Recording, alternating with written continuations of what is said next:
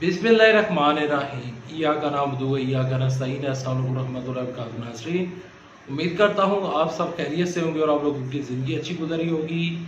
आम खबरें लेकर आपकी खिदमत में हाज़िर हूँ। आज की इस वीडियो में आपके साथ जो आम खबरें डिस्कस करूँगा, कुछ लोग सवालात पूछ रहे थे कि फजलुर रहमान साहब अचानक कहाँ पर गायब हो गए हैं, ना वो मीडिया पर नज़र आ रहे हैं, ना उनका कोई बयान सामने आ रहा है। तो आखिर फजलुर रहमान साहब अचानक कहाँ गायब हुए हैं, वो आपके साथ फिर डिस्कस करूँगा।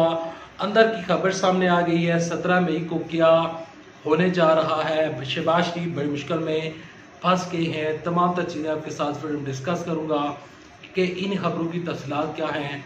लेकिन तमाम तर चीज़ें डिस्कस करने से पहले, आगे बढ़ने से पहले आप सबसे एक छोटी सी गुजारिश है कि अगर आपको ये वीडियो और ये चैनल अच्छा लगे तो वीडियो को लाइक कीजिएगा, चैनल सब्सक्राइब कीजिएगा, साल लगे नोटिफिकेशन बेल दबाइएगा ताकि जो आने वाले वीडियोस हैं आप उनको मिस ना कर सकें। देखें, इमरान खान साहब इन दिनों जलसे कर रहे हैं। जलसों का मकसद सिर्फ और सिर्फ एक ही है कि अर्ली इलेक्शन करवाए जाएं, इंतखाबात करवाए जाए और हमें शहबाज शरीफ से छुटकारा मिल जाए। इमरान साहब कहते हैं कि शहबाज शरीफ को वो वज़ीर आज़म नहीं मानते, वो शहबाज शरीफ को वज़ीर आज़म और हमदा शहबाज शरीफ को CM पंजाब नहीं मानते। वो इस पूरी हुकूमत को इस पूरी गवर्नमेंट को वो इम्पोर्टेड गवर्नमेंट का नाम दे रहे हैं और कह रहे हैं कि इस हुकूमत का जल्द से जल्द मैं खात्मा चाहता हूँ और अर्ली इंतखाबात की जानब जाना चाहता हूँ। यहाँ पर पाकिस्तान के साबिक़ वफाकी वज़ीर दाखिला जनाब शेख रशीद साहब ने एक बड़ा इंकशाफ किया है। एक अंदर की खबर उन्होंने दी है। शेख रशीद साहब कहते हैं कि मरियम नवाज शरीफ साहिबा जो है वो शहबाज शरीफ की हुकूमत बनने से कोई खुश नहीं है।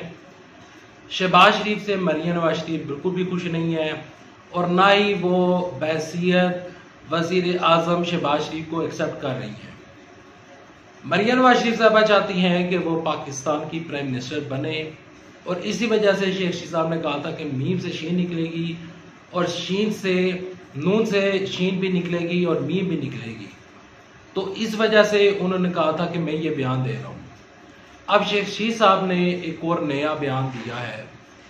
शेख रशीद साहब कहते हैं कि ये लोग इमरान साहब का रास्ता रोकने के लिए बाकायदा तौर पर ये लोग प्लान बना चुके हैं एक्सक्यूज मी, और इन लोगों का जो प्लान है वो ये है कि 17 मई से बाकायदा तौर पर तहरीक इंसाफ की गिरफ्तारियां शुरू होने जा रही हैं।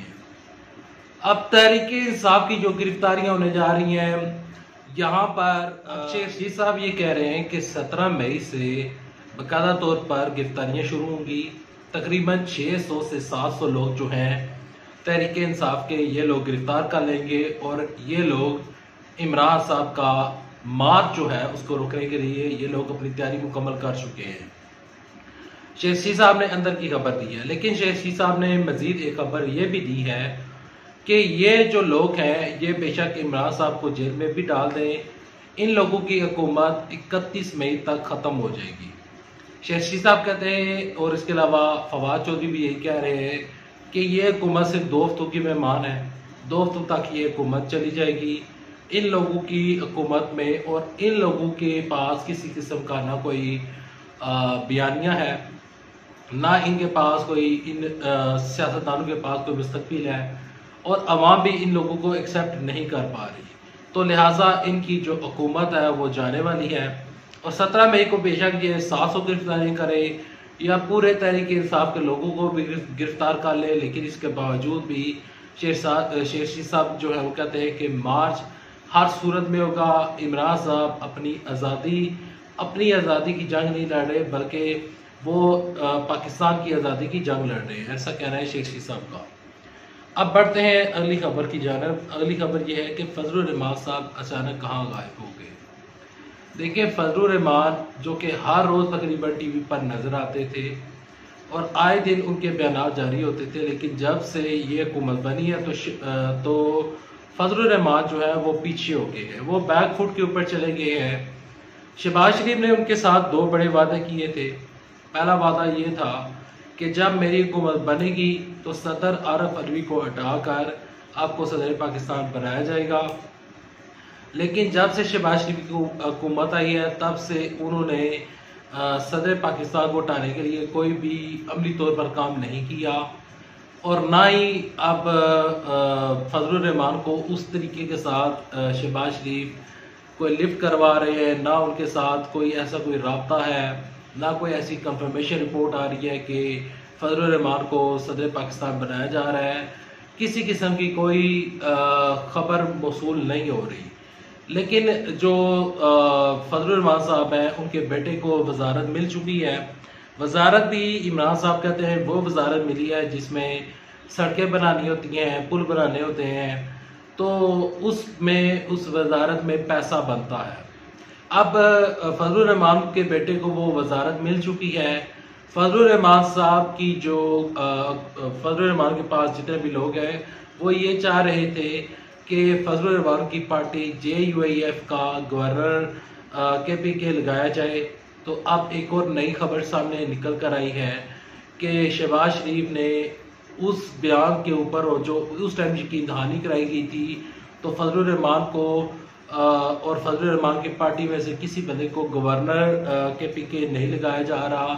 तो शहबाज शरीफ मौलाना फजलुर रहमान के साथ बड़ा हाथ कर गए हैं। फजलुर रहमान साहब जो हैं वो इस टाइम कोई भी बिल्कुल भी किसी भी जारहाना मूड में नजर नहीं आ रहे।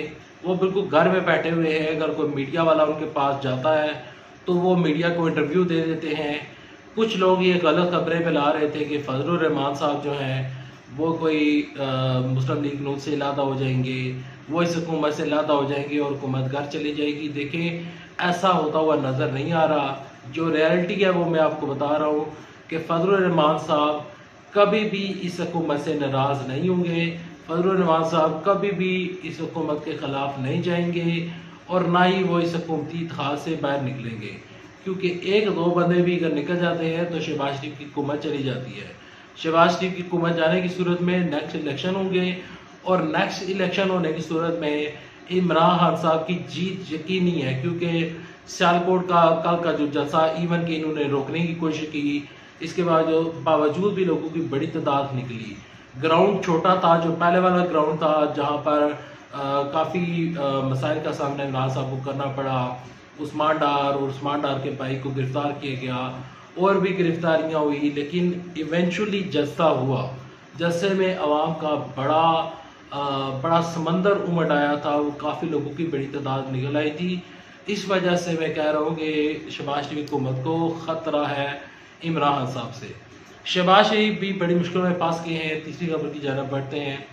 तीसरी खबर ये है कि शहबाज शरीफ जो है, ये जो अवामी रद्द-ए-अमल सामने आ रहा है, जिस तरह लोग इमरान साहब की एक कॉल के ऊपर एकदम निकल आते हैं।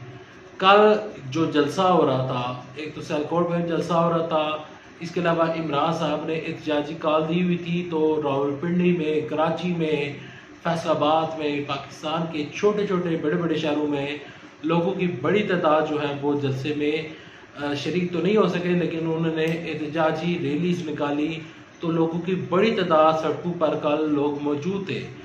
इमरान साहब कहते हैं कि जब मैं कॉल दूंगा तो 25 लाख लोग इस्लामाबाद आएंगे, ओवरसीज पाकिस्तानी भी आएंगे, लेकिन इमरान साहब ने कहा है कि मेरी जान को भी खतरा है। मैंने एक वीडियो भी रिकॉर्ड करवा ली है, अगर मुझे कुछ खुदा न खास्ता होता है तो वो वीडियो मंजर आम के ऊपर आएगी। अल्लाह से दुआ करते हैं कि अल्लाह इमरान साहब को महफूज रखे और हमें कभी भी वो वीडियो देखने को नसीब ना हो। अल्लाह से यही दुआ करते हैं कि पाकिस्तान जो है वो हमेशा पुरअमन रहे। हम अमन चाहते हैं और हम ये चाहते हैं कि पाकिस्तान में हमेशा अमन और सलामती हो, क्योंकि पाकिस्तान है तो हम हैं।